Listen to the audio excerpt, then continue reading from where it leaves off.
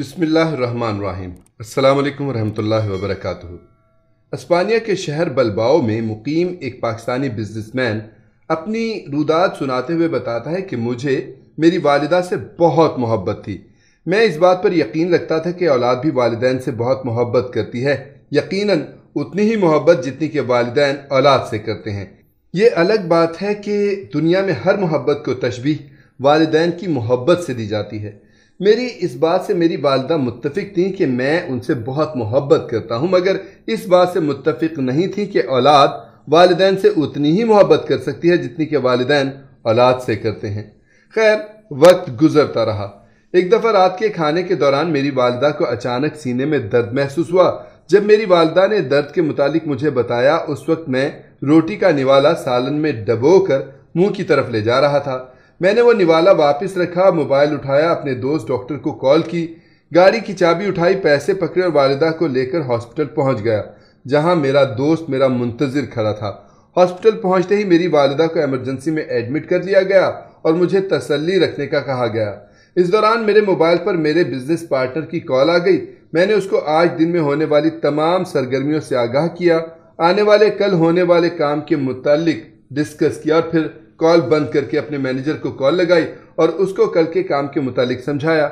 इसी दौरान मेरा दोस्त मेरे पास आकर खड़ा हो गया, मुझे मेरी वालिदा की तबीयत में बेहतरी के मुतालिक बताया। मैं कुछ मुत्तमिन हो गया। अभी मेरा डॉक्टर दोस्त मुझसे मेरी वालिदा के मुतालिक मज़ीद डिस्कस कर ही रहा था कि मेरी बीवी की कॉल आ गई।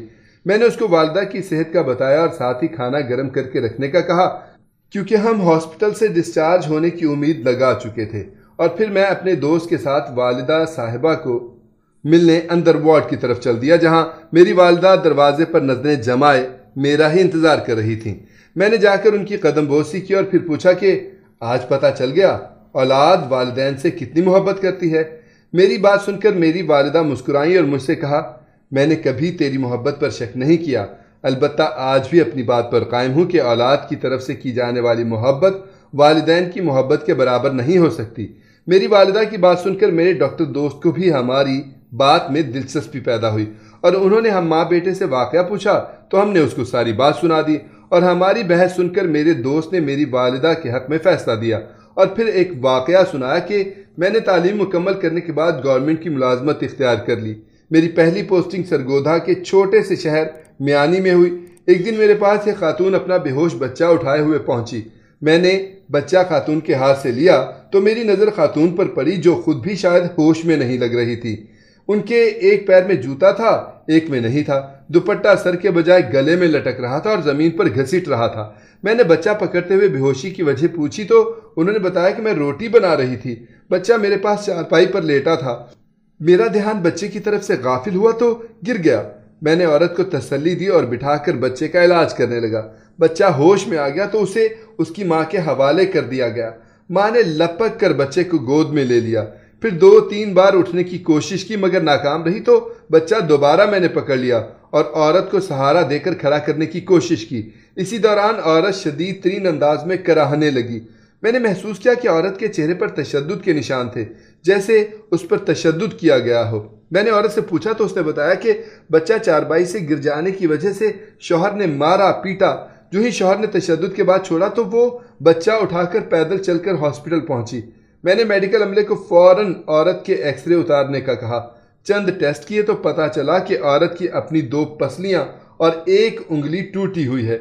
मैंने उसको हॉस्पिटल में दाखिल कर दिया और उसके शौहर के खिलाफ कानूनी कार्रवाई की दरख्वास्त कर दी। खातून ने शौहर के खिलाफ कानूनी चाराजोई से इनकार कर दिया। यूं इलाज के बाद वो फारिग होकर अपने घर चली गई और मैं कुछ अरसे बाद मौका मिलते ही यहाँ मुंतकिल हो गया। आप अंदाज़ा लगा लो कि जब तक बच्चा सेहतियाब होकर औरत की गोद में नहीं आ गया, उसे किसी चीज़ की होश नहीं थी कि सर पर दुपट्टा है या नहीं है, पाँव में जूता है या नहीं है, उसकी हड्डियाँ टूट चुकी हैं या सलामत हैं।